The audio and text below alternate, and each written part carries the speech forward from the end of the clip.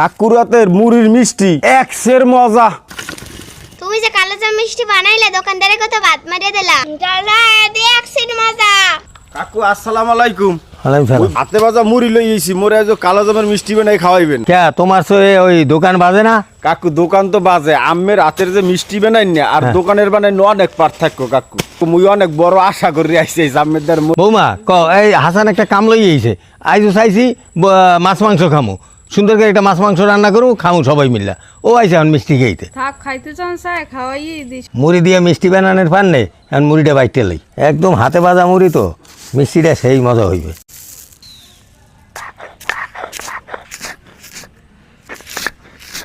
মোরা তাগরা ফোলাফান মুগুদার দেন মুই বাইটকে দিই আম্মেরে। কাকুর হাতের মুড়ির মিষ্টি একশের মজা। মুড়িটা বাইতে লইছি, দুধটা গরম করিয়া খামির করিলাম। দুধ